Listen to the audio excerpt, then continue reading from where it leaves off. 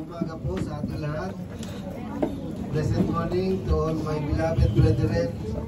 Hallelujah in Christ Jesus.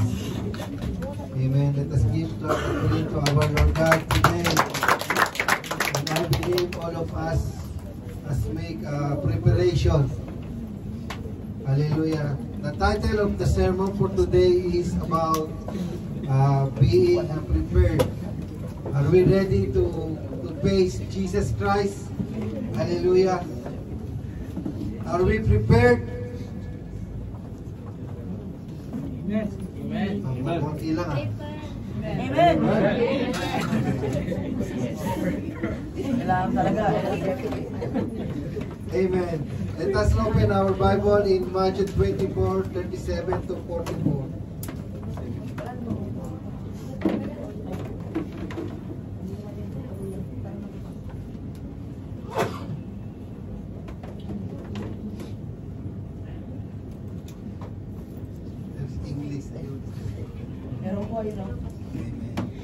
I will read in Tagalog. Ang pagdating ng anak ng tao ay tulad noong panahon ni Noah. Ang mga araw na iyon, bago bumaha, ang mga tao ay nagsisikain, nagiinuman, at nagsisipag-asawa hanggang sa araw na pumasok si Noah sa barko. Hindi nila namalayan ang nangyayari hanggang sa dumating ang baha at tinangay silang lahat. Gayon din ang mangyayari sa pagdating ng anak ng tao. Sa panahong iyon, may dalawang lalaking nagtatrabaho sa bukid, kukunin ang isa at iiwanan ang ikalawa. May dalawang babaeng nagtatrabaho sa gilingan, kukunin ang isa at iiwanan ang ikalawa. Kaya maging handa kayo dahil hindi ninyo alam kung kailan darating ang inyong Panginoon. Unawain ninyo ito kung alam ng may-ari ng bahay kung anong oras sa gabi darating ang magnanakaw, siya maghahanda at hindi niya pababayaang pasukin ang kanyang bahay. Kaya lagi kayong maging handa sapagkat darating ang anak ng tao sa oras na hindi ninyo inaasahan. Praise the Lord. So our topic for today is about being prepared. There are two kinds of preparation, spiritual and physical. Hallelujah. The importance of being prepared. Being prepared means being proactive and taking steps to ensure that you are ready for whatever may come. Your way being prepared for opportunities has many benefits. First and foremost, it increases your chance of success. When you are prepared, you are able to act quickly and surely when opportunities arise. Amen. Kaya ang sabi sa Tagalog, ang natutulog daw sa pansitan, wala nang magiging magandang kinabukasan. Amen. In our life, we must always be prepared. In our physical life or our spiritual life. Because what is the most importance of being prepared in all aspects of our life? Being prepared can reduce fear. Hallelujah. Example for our work or our job. And you know that the auditor is coming in your store. So you must be prepared. When you are prepared and you are be ready, you will never be scared. Because you are prepared, you are ready. But if you are surprised, hallelujah, that the auditor is coming and you don't know anything, you will be scared. And for sure, you will be paid. Amen. For example also, when you are going to school and you know that there is exam, you have to review. You have to prepare yourself. Amen. To be pass or to be a successful student. But if you know that if you don't review or if you not study, for sure you will be paid because you are not being prepared. Amen. So preparing is the most important in our life, spiritual and physical. This is only, I just give you only the illustration how to be prepared. Hallelujah, being a Christian. Hallelujah. If the Lord Jesus taking us our life today, are we ready? Are we prepared? Hallelujah. Are we ready to face Jesus face to face? Amen po ba? Amen. Praise the Lord. Palakpakan po natin ang Panginoon.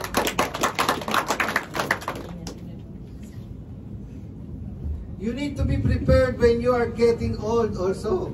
Para sa pagdating ng retirement mo, hindi na tayo aasa sa mga anak natin. Mahirap manghingi at umasa sa bigay. Sabi nga na sa Matthew 6:19, hallelujah, do not put your treasure into this earth. Hallelujah. Matthew 6:19.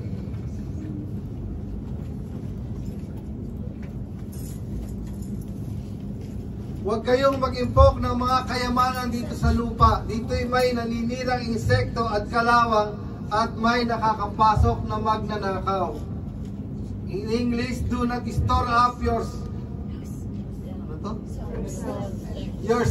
treasure on earth where moth vermin destroy and they thieves break in the steal. So, ibig sabihin,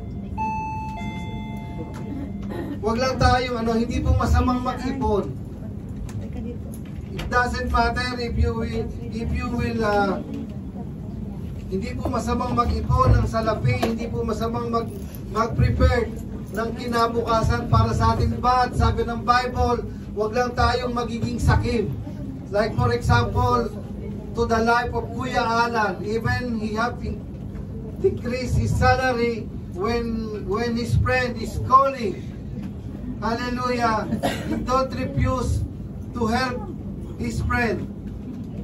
Imagine how he is happy when he give help to his brother. Imagine 20 dirham only asking, but he give 100 dirham. Hallelujah. That's the thing that you have to be ready na mag-impok ng kayamanan sa lupa, sa langit. Hallelujah. Yung hindi pagiging masakim, yung hindi pagiging maramot ay isang magandang halimbawa. In Romans 12:2, do not be conformed to the pattern of this world. Kaya the Lord says here in the verse Romans 12:2, huwag daw tayong makiayon sa takbo ng mundong ito. Huwag tayong maging sakim sa mga kayamanan. Kuya, inisin mo yung katabi mo dyan. Sabi na lang bakila. Nag-translate na. Hallelujah. Upang, my brother, I love you. Sabi nga nun, huwag kayong makiayon sa takbo ng mundong ito, mag-iba kayo sa pamamagitan ng pagbabago ng inyong pag-iisip upang maunawaan ninyo ang kalooban ng Diyos, kung ano ang mabuti at kalugod-lugod at ganap sa kalooban niya. So mga kapatid, hindi po masamang magpakayaman. Amen. Tandaan po natin, hindi masamang magpakayaman, pero huwag tayong makikiayon sa takbo ng mundong ito. Kasi pag meron tayo, ibig sabihin, magiging channel of blessing tayo sa mga taong walang-wala. Amen. Amen. Only sabi ganun, the love of money is the root of all evil. Pero huwag tayong papadaig. Hallelujah. Unahin pa rin natin ang ating Panginoon. Amen. Amen. So patuloy po tayo mga kapatid. Sabi nga nun, what does being prepared mean to you? Sabi nga nun, to be willing and able to do something. Hallelujah. We must be willing. Hallelujah. Na na meron tayong gagawin. Sabi ganon, faith without deed is dead. So kailangan po natin kumilos upang magkaroon po tayo ng preparasyon sa ating mga future. Amen. You know the story of the tipaklong, the grasshopper and the ant. Hallelujah. Short summary of the ant and the grasshopper. This is the story of little ones about grasshopper that spend its summer singing while the ant works hard to stock food for the upcoming winter of rainy days. When the winter season is arrived, the grasshopper finds itself dying to hunger and beg to the ants for the food. So most of us, we are like a grasshopper. Hallelujah. Matagal lang sa abroad, nagtatrabaho, pero nagrerenta pa rin ng bahay. Pero kumustahin mo naman kung gumastos dito sa abroad, ubos biyaya. Amen. Pag nawala ang trabaho, pag-uwi sa Pilipinas, nga. Amen. So hindi po nais ng Panginoon, salamat po, hindi nais ng Panginoon na tayo ay maging mukhang kawawa physically. So kailangan gamitin din natin yung ating pananaw sa ating buhay na hindi tayo dapat ubos biyaya. Amen. Binigyan tayo ng kalakasan ng ating Panginoon upang tayo ay mabuhay ng mapayapa. How imagine mo po yung gano'n na gaano kahirap, yung napakatagal mong nagpakahirap sa abroad, pero pagdating mo sa Pilipinas na wala ka ng trabaho, wala ka palang sariling bahay. Para tayong grasshopper na hindi katulad tayo ng ant. Tumulat tayo sa mga langgam. Hallelujah, na maliit man ang kanilang hakbang, pero meron silang patutunguhan. Meron silang pagkakaisa, meron direksyon ang kanilang pupuntahan. Hindi katulad ng tipaklong, patluntag, pa-shortcut, at gayon din po yung tinatawag na tipaklong ministry. Hallelujah, na walang ibang alam kung ano ba yung nais niyang gawin para sa Panginoon. Makarinig ng hindi magandang salita, lilipat ng church. Makarinig na naman ng panibagong rebuke, lilipat na naman ng ibang church. Hindi po tayo lalago kapag ganoon. Ang nais ng Lord, mag-focus tayo, manatili tayo kung saan tayo tinawag, at doon tayo lalago. Mapapagod tayo mga kapatid kung tayo tatakbo-takbo o lulundag-lundag dahil hindi natin alam ano nga ba yung kalooban ng Diyos para sa atin. Hallelujah. So yun lang po yung magandang illustration na pinakita sa atin ng Panginoon na dapat hindi tayo maging tulad ng isang grasshopper. Dapat nakapokus yung pananaw natin sa ating buhay. Amen po. Upang pagdating ng unos sa ating buhay, tayo po ay hindi nakanganga, bagkus tayo ay nakahanda. So gayon din po mga kapatid, sa ating paglilingkod sa Panginoon, spiritual naman. Hallelujah. Your attending in the church is not assurance that you will be saved, but you have to be transformed. Kailangan po may pagbabago. Hallelujah. Upang makita natin talaga, hallelujah, at ganap ang kalooban ng Diyos para sa ating buhay. So babalik po tayo sa Matthew 24:37. Hallelujah.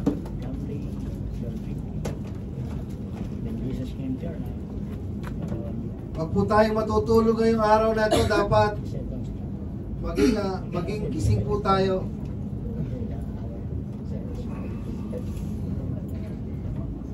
Nadali sa lamin ko. Yeah, preparation. Amen. Ang pagdating ng anak ng tao ay tulad noong panahon ni Noah. Ng mga araw na iyon, bago bumaha, ang mga tao ay nagsisikain, nagiinuman, at nagsisipag-asawa hanggang sa araw na pumasok si Noah sa barko. Hindi nila namalayan ang nangyayari hanggang sa dumating ang baha at tinangay sila ng lahat. Gayon din ang mangyayari sa pagdating ng anak ng tao. Amen. Paano ba natin maiisip itong mga ganitong bagay? Si Noah, habang gumagawa siya ng barko, siya po ay nangangaral sa mga tao. Ngunit hindi siya pinansin ng mga tao. Nagpatuloy pa rin sila sa katulad, sa kasalukuyan na nangyayari ngayon. Ang mga tao ngayon ay makikita mo sa mall. Ang mga tao ngayon ay makikita mo sa bar. Ang mga tao ngayon ay makikita mo kung saan saang lupalop. Hallelujah, mas gusto pa nilang umattend sa birthday yan kaysa makinig sa salita ng Panginoon. So ganun din po ang mangyayari kung hindi tayo nakaprepare sa pagdating ng Panginoon at hindi tayo nakahanda. Tayo po ay maiiwan. At alam natin kung gaano kahirap ang naiiwan. So kailangan po talaga mga kapatid, kung meron tayong paghahanda sa ating mga pisikal na pabuhay, meron din tayong paghahanda sa ating spiritual na buhay. Amen po. Upang hindi tayo maiwanan. Sa panahong iyon, may dalawang lalaking nagtatrabaho sa bukid, kukunin ng isa at iiwanan ng ikalawa. May dalawang babae nagtatrabaho sa gilingan, kukunin ng isa at iiwanan ng ikalawa. Kaya maging handa kayo dahil hindi ninyo alam kung kailan darating ang inyong Panginoon. Unawain ninyo ito kung alam ng may-ari ng bahay kung anong oras sa gabi darating ang magnanakaw. Siya ay maghahanda at hindi niya pababayaang pasukin ang kanyang bahay. Kaya't lagi kayong maging handa sapagkat darating ang anak ng tao sa oras na hindi ninyo inaasahan. Ngayon mga kapatid, mahalaga ba sa atin ang salvation na pinagkaloob sa atin ng Panginoon? So huwag tayong tutulog-tulog, pantayan natin ito mga kapatid, sapagkat hindi natin alam kung kailan darating ang Panginoon. Hallelujah, kailangan lagi tayong handa. Amen, kailangan para tayong Boy Scout na lagi tayong nakahanda sa anumang oras na dumating ang ating Panginoon. Sa Hebrews 9:27,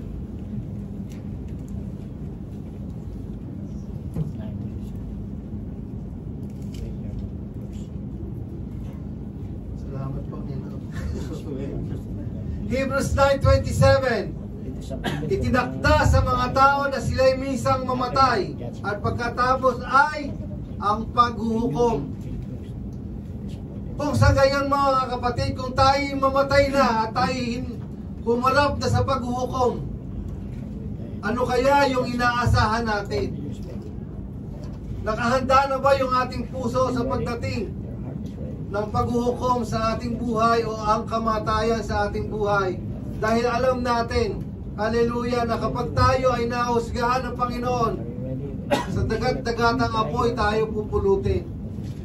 At ang naghihintay sa atin, hallelujah, na pangako ng Panginoon ay buhay na walang hanggan.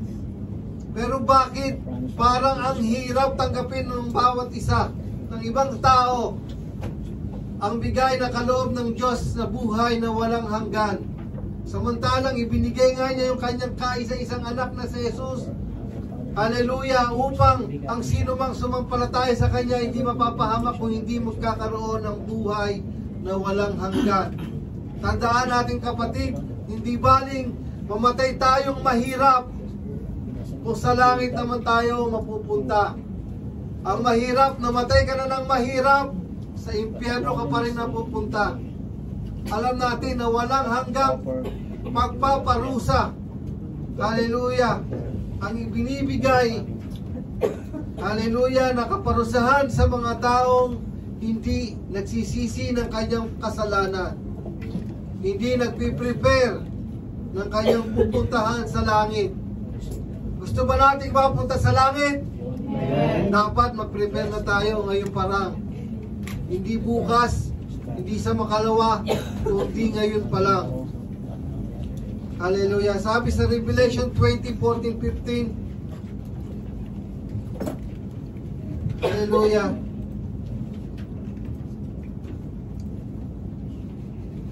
Imagine po natin mga kapatid kung gaano kahirap sa impyerno.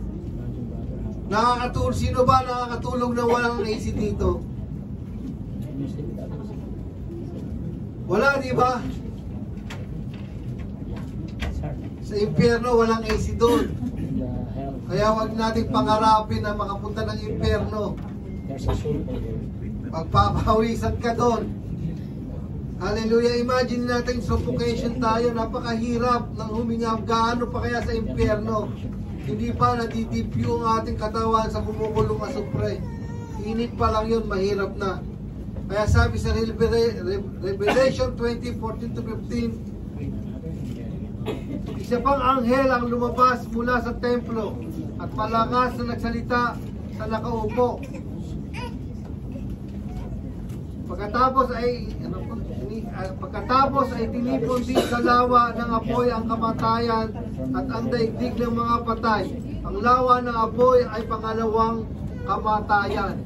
So meron pong pangalawang buhay at meron pong pangalawang kamatayan. Ang mga taong nagtatagumpay na sumunod sa kalooban ng Diyos, yun po yung merong pangalawang buhay.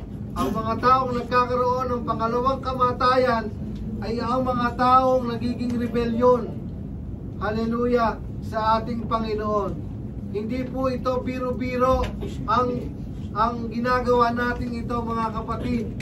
Dahil salvation ang pinag-uusapan dito. Hindi isang chismis, hindi isang history, kung bagkos ito ay isang tunay na mangyayari sa ating buhay kapag nawala na yung ating hininga. Sabi nga nun, tinitipon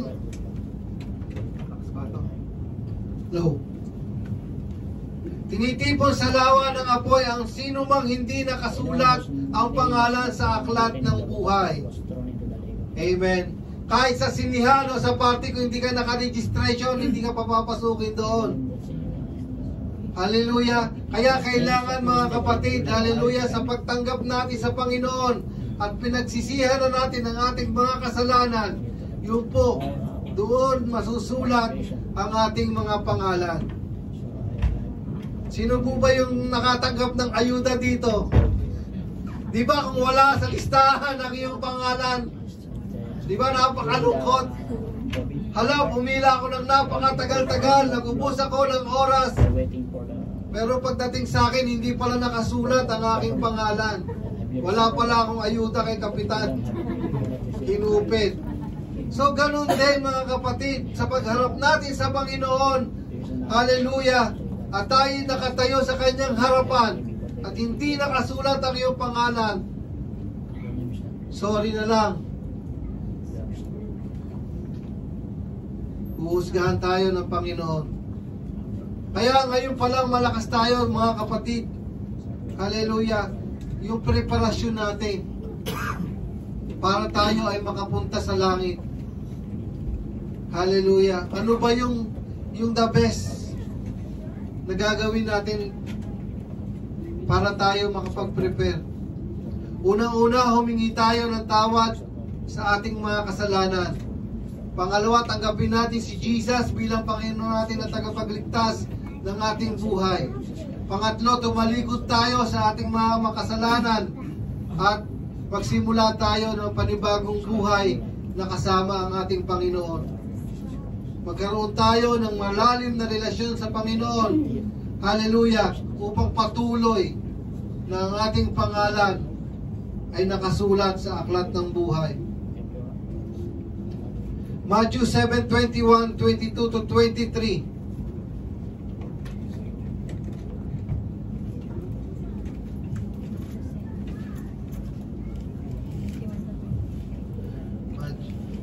Hindi lahat ng tumatawag sa akin, Panginoon, Panginoon, ay papasok sa kaharian ng langit, kundi ang mga tao lamang na sumusunod sa kalooban ng aking Ama na nasa langit. Hallelujah! Sabi po ng Panginoon, hindi raw lahat ang tumatawag sa Kanya ng Panginoon ay mapupunta sa langit. Kung sino lang daw yung sumusunod sa Kanyang kalooban. Kaya mga kapatid, yung pagsisimba natin, hindi ito assurance na tayo ay maliligtas kung hindi tayo magbabago.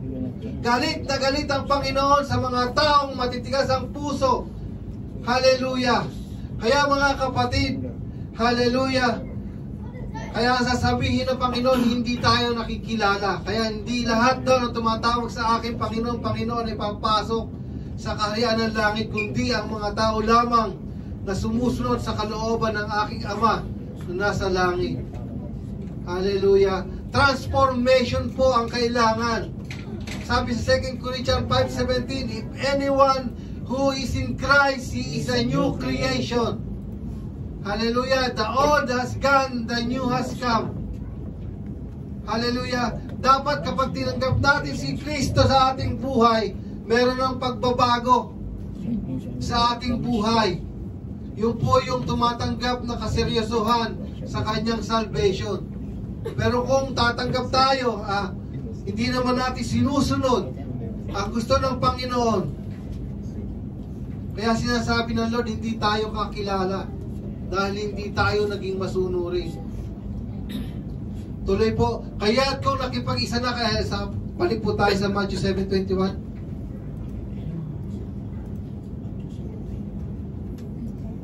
Yung po yung ibig sabihin ng pagiging born again.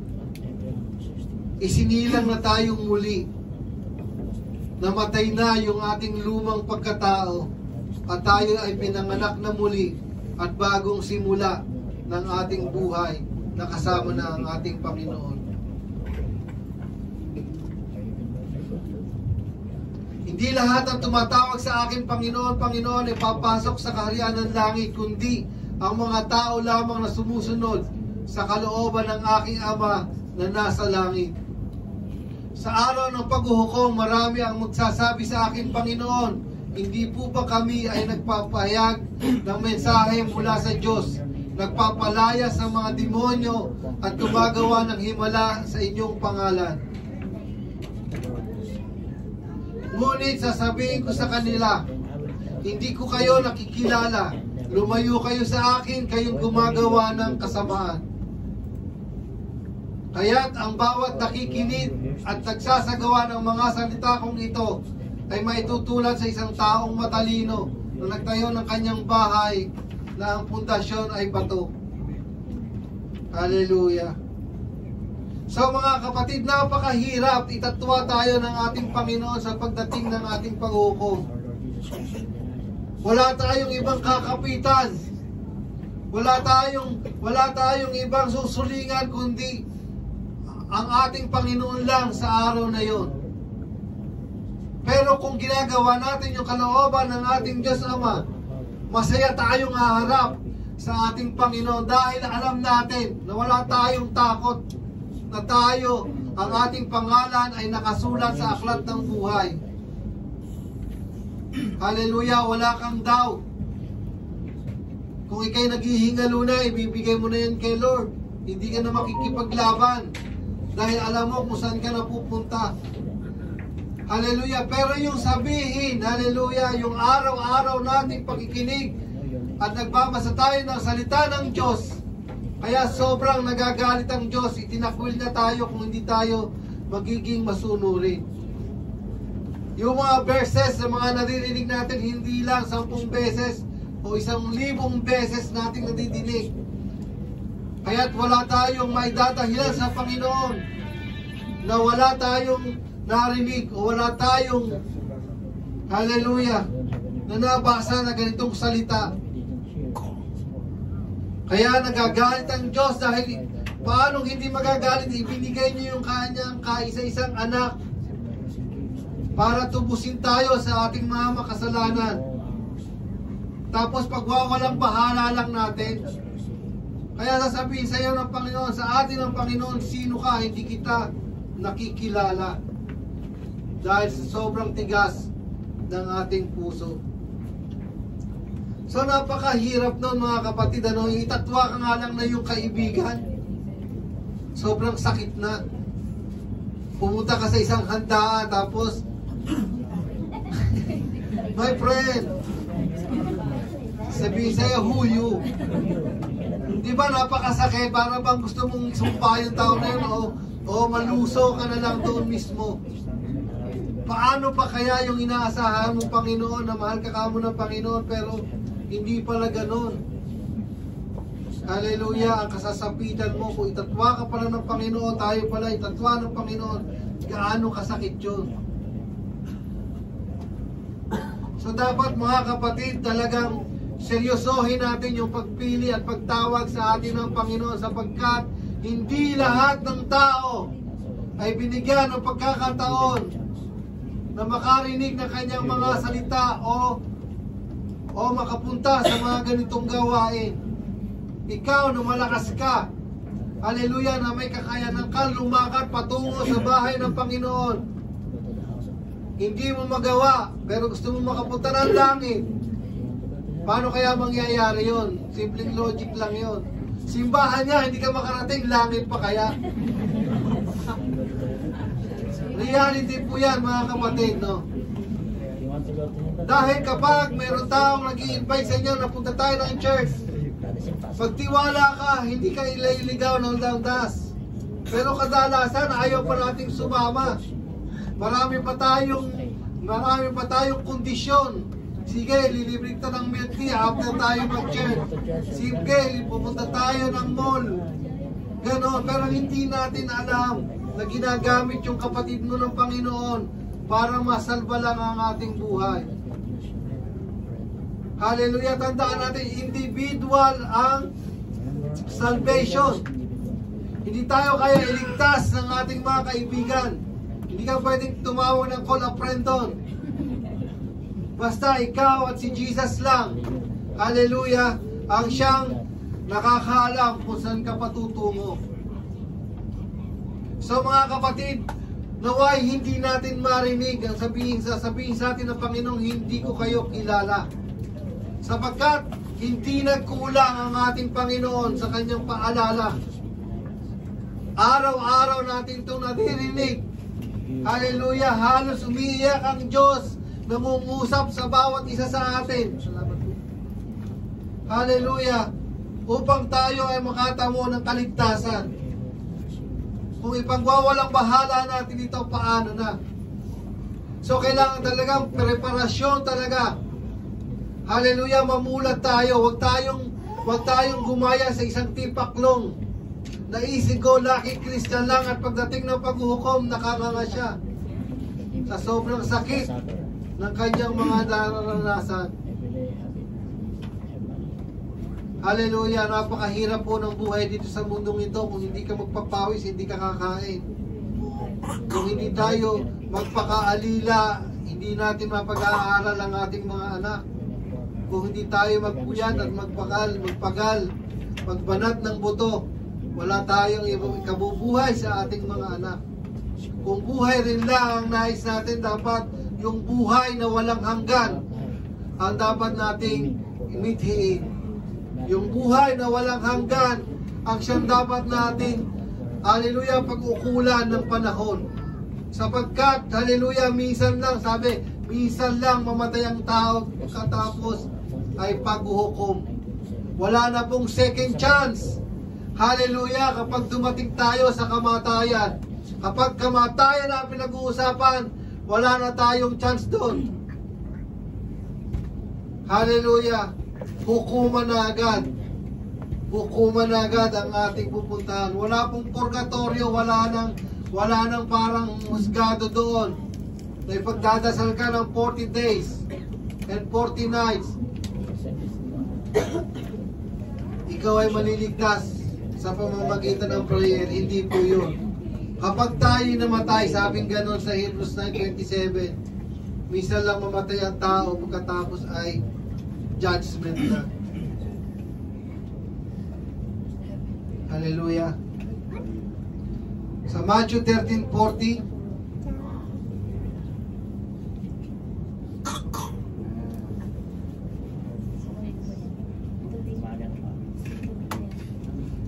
Kung paano ang mga damo ay iniipon at sinusunog, ganun din ang mangyayari sa katapusan ng daigdig.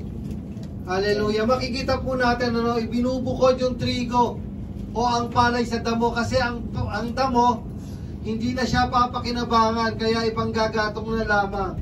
Kaya kung useless tayo sa paningin ng Panginoon, doon tayo igagatong sa impyerno. Dapat maging makabuluhan ang ating mga buhay sa paningin ng ating Diyos upang maging precious tayo sa kanyang paningin. Pero kung isang ipa lang o isang damo lang tayo sa paningin ng Panginoon, madali lang po tayong sunugin. Kaya sabi nito, kung paano mga damo ay tinitipon at sinusunog, ganun din ang mangyayari sa katapusan ng daigdig. Palay ka ba o damo? Dapat solid. Kung ipa ka lang, tatakayin ka ng tino, wala ka rin pakinabang. Dapat solid yung ating pananampalataya, mga kapatid. Kahit ligligin man tayo ng ligligin ng mga pagsubok, hindi tayo mawawala. Maging stand firm ang ating pananampalataya sapagkat ang isang ipa, diba? Pag tinahip mo, nawawala yun. Kaya wag tayong maging ipa sa ministry. Nahanginan lang, nawala na, nilipad na. Huwag tayong maging sensitive. Hallelujah! Ang tunay na sundalo ng Diyos, habang nasasaktan, lalong tumatapang. Habang nasasaktan, lalong lumalakas ang kanyang pananampalataya. Habang nahihirapan sa mga pagsubok, mas lalong kumakapit sa Panginoon at hindi lumalayo. Kaya huwag kang maging iba. Masubukan ka lang, nawawala ka. Dapat manatili tayo, mga kapatid, hallelujah, upang hindi tayo ipunin at igatong sa apoy. Ang sino mang manatili hanggang wakas, siya po ang maliligtas. Hallelujah, palakpakan po natin ang ating Panginoon. Kaya dapat maging solid tayo. Nakatayo tayo dapat sa batuhan, hindi sa buhanginan. Kahit anumang pagsubok ang dumating sa ating buhay, kaya natin itong harapin sapagkat nakasandal tayo sa bato. Walang iba kundi nakasandal tayo kay Jesus Christ. Hallelujah. Mas damo na nagkakaproblema tayo, mas damo na tayo lumapit sa Panginoon at huwag tayong lumayo. Mas may challenge ang buhay kapag puno-puno ka na ng pagsubok. Ibig sabihin, isa kang puno. Hallelujah, na mabunga na binabato ng kalaban. Magtaka ka kapag wala kang pagsubok. Wala kang effect sa mundong ito. Agree po ba kayo? Sino walang problema dyan? Lahat tayo. Di ba sabi ni Paul, rejoice. Ano man yung mga problema pinagdaraanan natin. Kasi alam natin, si Lord lang, hallelujah, ang siyang magbibigay sa atin at tutulong sa ating mga problema. Huwag kang matakot sa problema dahil may Diyos ka. Mas malaki ang Diyos natin kaysa sa problema natin. Amen po ba? Ang nais ng Diyos, manampalataya lamang tayo at maging matyaga sa lahat, hallelujah, ng mga gawain. Sabi sa 1 Corinthians 15:58 po, mga kapatid, lagi kong minemeditate yung salitang yon, na manatili tayo sa ating pananampalataya sapagkat ang lahat ng pagpapagal natin sa Panginoon ay hindi mawawala ng saysay. Kaya mapalad ka kung bakit nandito ka ngayon. Hallelujah. Saan na ba ako? Matthew 13:40, yung tinitipon na. Kung paano ang mga damo ay tinipon at sinunog, sa ganon din ang mangyayari sa katapusan ng daigdig. Tuloy po. Ipag-utos ng anak ng tao sa kanyang mga anghel na tipunin nila mula sa kanyang kaharian ang lahat ng nagiging sanhi ng pagkakasala at ang lahat ng gumagawa ng masama. Ihagis nila ang mga ito sa mga lumalagabgab na pugon at doon ay mananangi sila at magngangalit ang kanilang mga ngipin.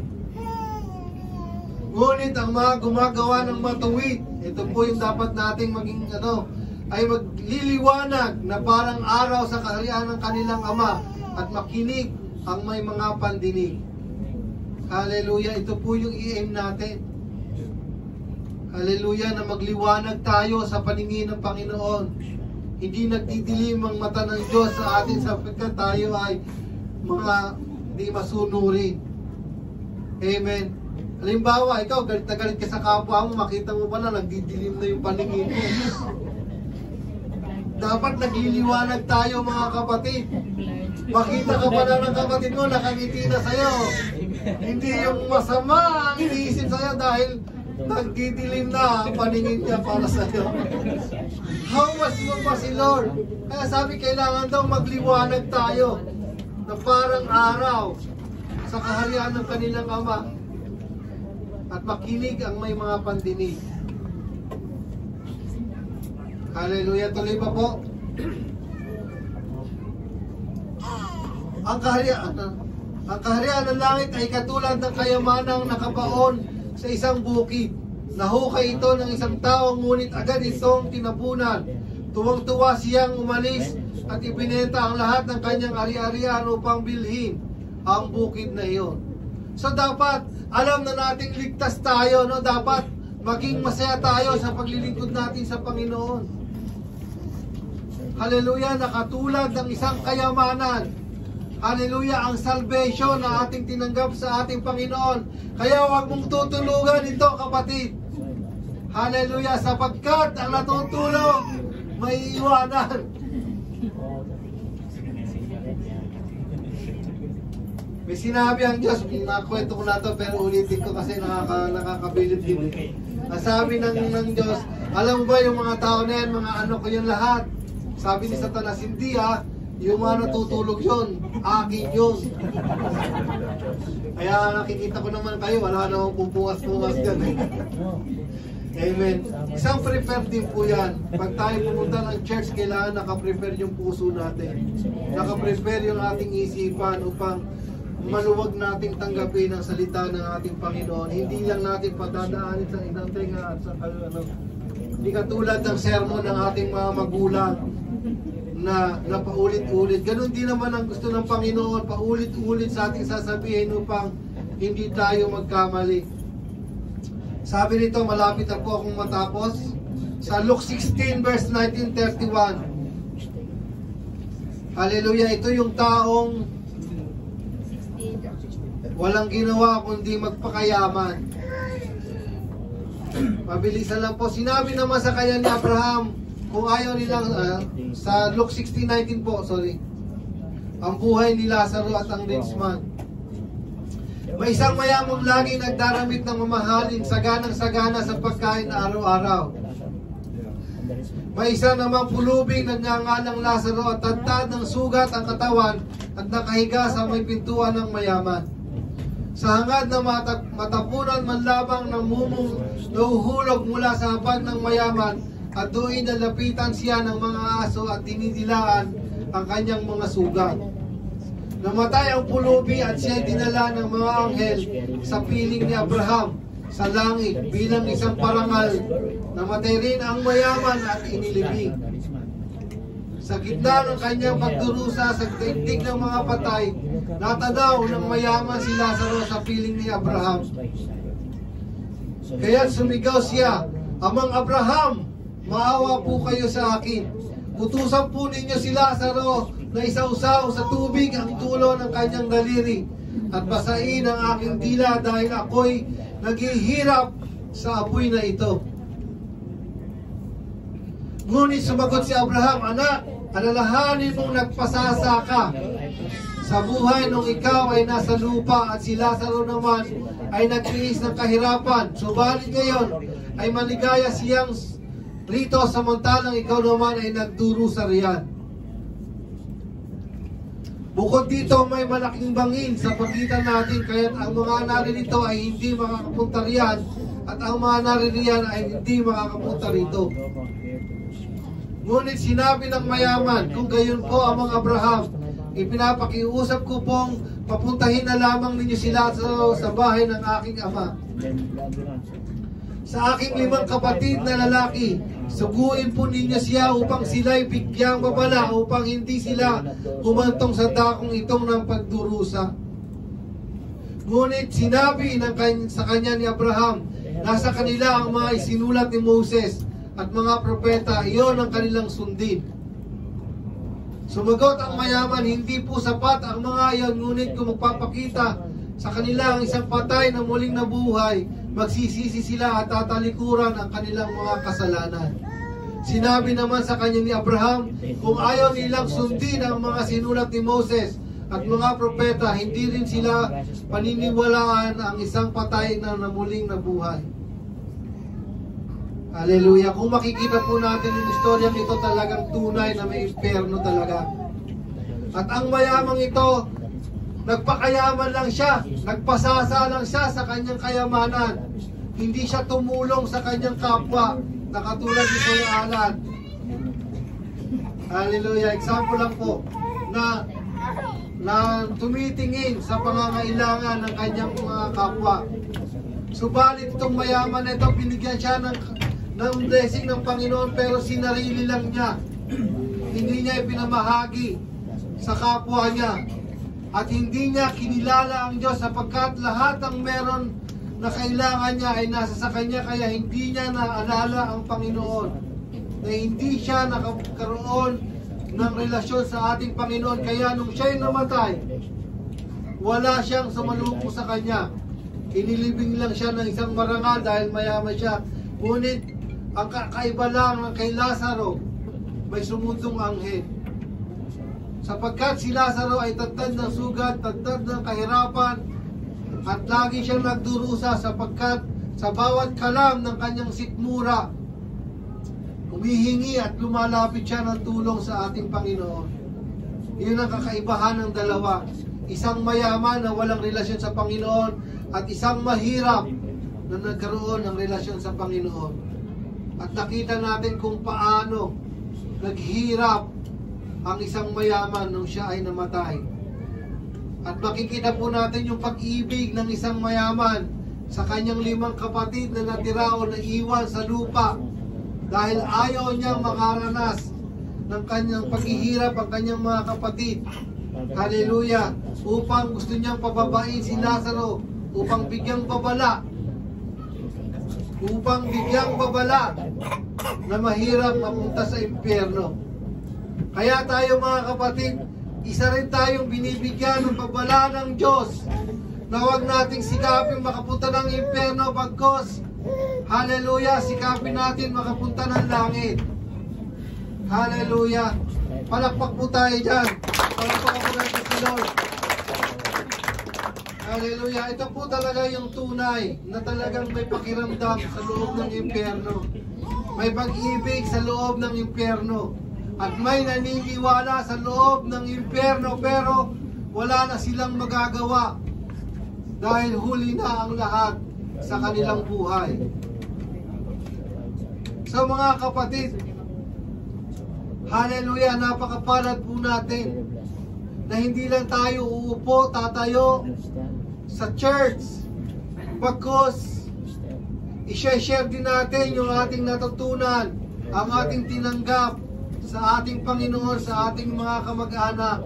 Katulad ng isang mayaman, nung nandun siya sa impyerno, nagkaroon siya ng puso para sa kanyang mga kapatid. Kaya huwag natin sasarilingin yung salvation na tinanggap natin sa Panginoon. Hallelujah! Kausapin mo yung asawa mo, kausapin mo ang iyong mga anak, ipakilala mo si Jesus Christ. Hallelujah! Upang makasama natin sila sa pagdating ng ating Panginoon. Hallelujah! Sa Luke 6, tapos na po. Sa 2 Corinthians 5:10, dalawang verse na lang po ito. Sapagkat lahat tayo haharap sa hukuman ni Kristo, tatanggap at nararapat ayon sa ating mga gawang mabuti o masama. Ang nang tayo ay nabubuhay pa sa daigdig na ito. So napakaliwanag po mga kapatid, ano? Kaya nung tinanggap natin si Kristo Jesus, tinalikuran na natin yung mga gawa nating masasama at patuloy na tayong gumagawa ng mabuti upang tayo ay mapunta sa daigdig at kaharian ng ating Panginoon. Sapagkat, sabi nito, ulitin ko, sapagkat lahat tayo haharap sa hukuman ni Kristo at tatanggap ng nararapat ayon sa ating mga gawang mabuti o masama nang tayo nabubuhay pa sa daigdig na ito. Tuloy pa po. Wala na pala. So mahirap na pag nakita natin yung kapatid natin binigyan ng crown ni Lord. Tapos pagdating sa'yo, nilabasan ka ng baso. Toink, sabi nga no, matikas ang ulo mo, ito nararapat para sa'yo. Hindi po ba napakasarap makatanggap, hallelujah, ng isang reward? Sino po ba yung nakatanggap ng honor student dito? Hallelujah, hindi kasi ako na honor eh. Sabitan lang ako kasi bagan. Pero masarap na rin, nasabitan ako eh. Ninang ko lang yung teacher ko, kaya nasabitan ako. Pero ang sarap, di ba? Napakasarap na nakatanggap ka ng reward kahit napakaliit lang na bagay. O mas lalo pa yung first honor. Hallelujah, ganun yung mararanasan natin na tatanggapin natin sa Panginoon. Hallelujah, pero kung bagsak ka sa klase, kawawa ka, titingin-tingin ka lang sa mga graduate. Sa halip na pinagpatay ka ng baka ng tatay mo, corn beef na lang binigay sa'yo. See you next year. So napakasarap po mga kapatid yung reward na nanggagaling sa Diyos na habang buhay nating tatamasahin na kasama natin ang Panginoon. Na kapag kasama natin ang Panginoon, wala nang paghihirap, wala nang sakit, wala nang kalungkutan, wala nang pagiging alipin. Hallelujah, palakpakan po natin ang ating Panginoon. Nawa mga kapatid, hallelujah, sa takbuhin ng ating pananampalataya, magkasama-sama po tayong lahat. Hallelujah. Pangalawang verse na lang, sa Luke 12:13-21.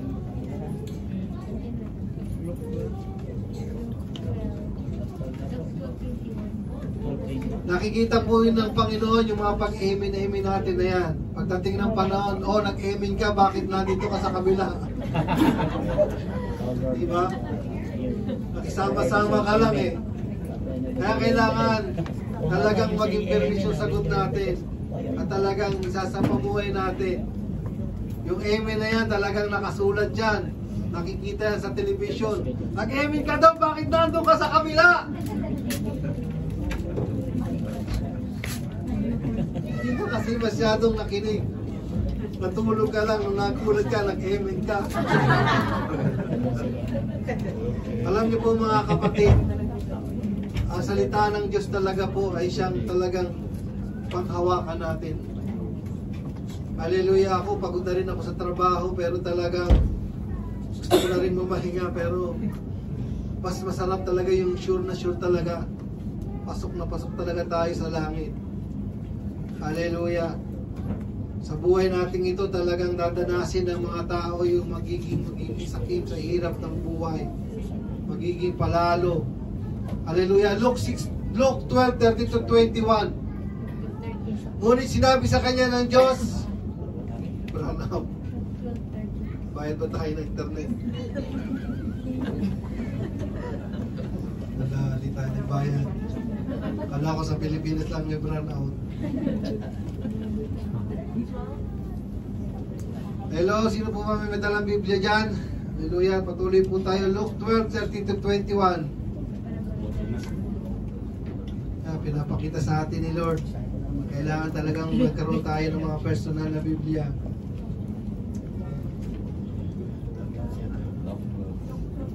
Ayun, salamat sa Panginoon. Palakpakan po natin ang Diyos. Sinabi kay Jesus ang isang sa mga naroon, Guro, iutos nga po ninyo sa mga kapatid kong ibigyan niya sa akin ang bahagi ko sa aming mana. May sino po ba yung mga minamana dyan? Diba, napakasarap magmana. Huwag lang utang. Diba, wala kang kapagod-pagod doon. Sumagot siya, sino ang naglagay sa akin bilang hukom o tagapaghati ng mana ninyo? At sinabi niya sa kanilang lahat, mag-ingat kayo sa lahat ng uri ng kasakiman, sapagkat ang buhay ng tao ay wala sa dami ng kanyang kayamanan. Haleluya. Pagkatapos, isinalaysay ni Jesus ang isang talinhaga, isang mayaman ang umani ng sagana sa kanyang bukirin. Kaya nasabi niya sa sarili, ano ang gagawin ko ngayon? Wala na akong paglagyan ng aking mana, mga ani. Alam ko na, ipagigiba ko ang aking mga kamalig at magpapatayo ako ng mas malaki. Doon ko ilalagay ang aking ani at ibang ari-arian. Pagkatapos ay sasabihin ko sa aking sarili, marami ka nang naipon para sa mahabang panahon, kaya't magpahinga ka ng lamang kumain, uminom at magpakasarap sa buhay. Ngunit sinabi sa kanya ng Diyos, hangal, sa gabi ring ito'y babawian ka na ng buhay. Kanino ngayon mapupunta ang mga inilaan mo para sa iyong sarili? Ganyan ang sasapitin ng sino man nag-iipon ng kayamanan para sa sarili, ngunit dukha naman sa paningin ng Diyos. Hallelujah. Kaya napakahirap po mga kapatid, yung bigyan tayo ng Panginoon ng marangyang buhay tapos hindi natin siya maaalala. Iisipin lang natin yung puro sarili lang natin. Isipin lang natin puro yung kapakinabangan lang natin. Isipin lang natin lagi yung sa atin, wala na yung pagtulong sa kapwa, wala na yung pagsuporta sa lahat ng gawain ng Panginoon, wala na yung pagbibigay ng blessing sa ibang tao. Kaya napakahirap po mga kapatid, hallelujah, ang maging makasarili, lalo-lalo na kapag meron po tayo. Isipin po natin ang lahat ng bagay ay pahiram lamang ng Diyos. Pinagkatiwala sa atin ng Panginoon, hallelujah, upang ipamahagi rin natin sa iba. Amen. Kaya sabi ganon, ang tanong sa pangalawa kong verse, sa gitna yata. Kaya sabi nga, sinabi pa niya sa kanyang mga alagad, kaya't sinasabi ko sa inyo, huwag kayong mabalisa tungkol sa inyong pagkain para mabuhay tungkol sa damit na ibibihis ng inyong katawan. Hallelujah. Sapagkat ang buhay ay higit na mahalaga kaysa pagkain at ang katawan kaysa damit. Halimbawa po, meron kang kaibigan na nanghihirap sa iyo, nang humihingi sa iyo ng tulong. Tapos yung pangtulong mo ay pambibili mo ng magarang sapatos. Amen. Pero mas pinili mo yung bumili ka ng sapatos kaysa itinulong mo na yun sa iyong kapwa. Kaya sabing ganon, sapagkat ang buhay ay mahalaga kaysa pagkain at ang katawan kaysa damit. Kaya mga kapatid na kung tayo ay tunay na mga anak ng Diyos, dapat may puso rin tayo sa ating kapwa. Hallelujah, lalo-lalo na sa Pilipinas. Talagang kahit 50 pesos mo, hiramin ng tao doon. Pamili ng kalamansi. Kaya kung magiging marabot ka, wala, hindi tayo makakapag-evangelize doon. Pero kung tayo bukas palad, hallelujah, sa mga taong nangangailangan, doon po makikita talaga na tunay na hindi pera o kayamanan na nag-ahari sa ating bulsa, ang ating puso, kundi ang pag-ibig ni Jesucristo. Hallelujah. Conclusion po. Hallelujah, sa mga ngaral 12:13 to 14.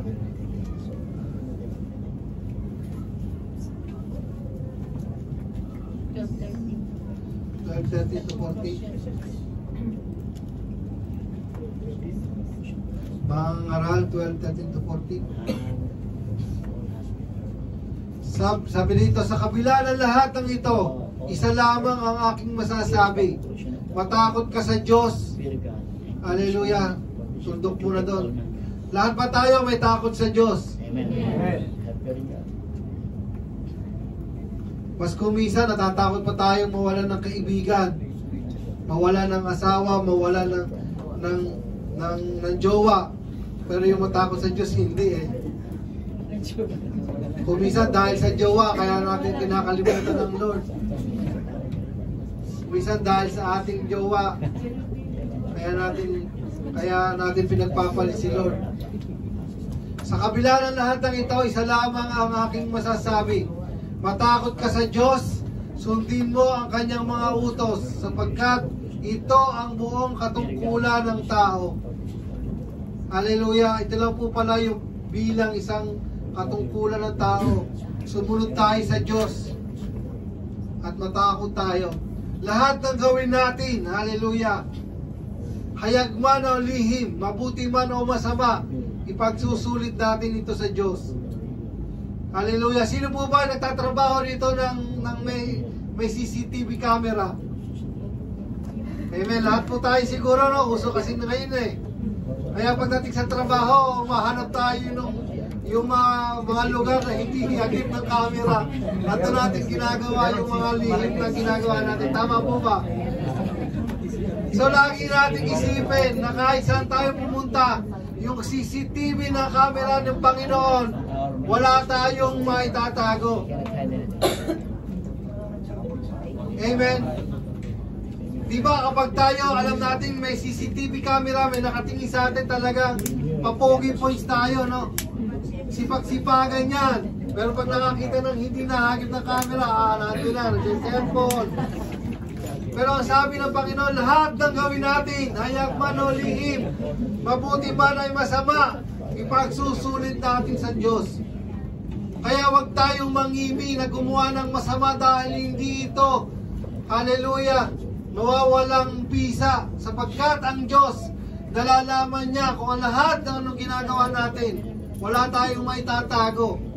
Kumbaga, gawin na natin yung magandang bagay habang tayo nabubuhay pa. Hallelujah. Ibigay na natin ang lahat, the best, para tayo ay makasama sa kaharian ng Diyos.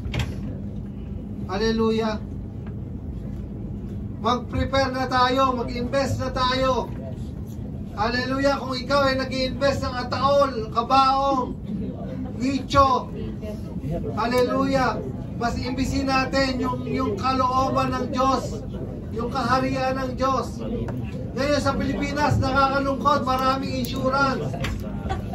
Meron St. Peter, sabi ng pinsan ko, tapos yung binabayaran kong ataol sa St. Peter, sabi ko, madali, kunin mo na. Ilagay mo sa kwarto mo, higaan mo na para maranasan mo naman yung pinagpaguran mo. Tama po ba? Maling mga pag-i-invest yun, mga ganun mga kapatid. Hallelujah, dapat talaga ituon natin ng pansin kung ano yung kalooban ng Diyos sa buhay natin. Huwag tayong matakot kung tayo tumatanda. Huwag tayong matakot, hallelujah, kung tayo'y, hallelujah, na wala tayong, meron talagang physical, spiritual, kailangan may preparation din. Balance po ang buhay. Hindi dapat tayo maging masobrahan tayo ng pagpe-prepare sa ating makamundong buhay, pero nakakalimutan natin ang Diyos.